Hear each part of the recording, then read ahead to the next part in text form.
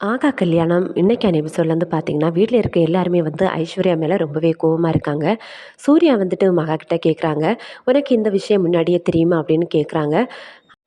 மகா வந்து சொல்றாங்க, "எனக்கு தெரியும். ஆனா வந்து எல்லார்கிட்டயும் சொல்லணும்னு எவ்வளோ ரொம்ப நாளா வந்து நான் வந்து நெனச்சிருக்கேன். ஆனா வந்து அதற்கான சந்தர்ப்பம் வந்து எனக்கு கிடைக்காம போயிடுச்சு."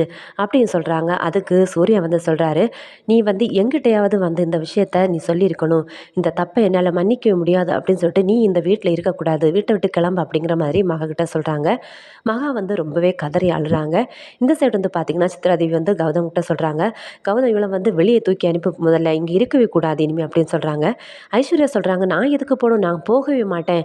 உங்க பையன் மட்டும் ரொம்ப யோக்கியமா?" அப்படின்னு சொல்லிட்டு ரொம்பவே ஐஸ்வர்யாவும் விடாம பேசிட்டே இருக்காங்க. கோடீஸ்வரி வந்துட்டு ஐஸ்வர்யாவ கன்னத்துல ஓங்கி அடைச்சிடுறாங்க. "இவ்வளோ நாளா எல்லாரும் ஏமாத்திட்டு இருந்தியா?" அப்படின்னு சொல்லிட்டு.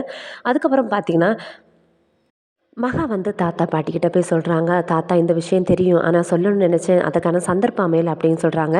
ஸோ தாத்தாவும், பாட்டியும் என்ன பண்றதுன்னு தெரியாம ரொம்பவே கலங்கி போய் நிக்கிறாங்க. சித்ராதேவி சொல்றாங்க, "இந்த 2 பேருமே இந்த வீட்ல இருக்கக்கூடாது. வெளிய அனுப்புங்க." அப்படின்னு சொல்றாங்க. இதோட இந்த ப்ரோமோ முடிச்சிருக்காங்க. என்ன நடக்குதுன்னு பொறுத்திருந்து பார்க்கலாம்.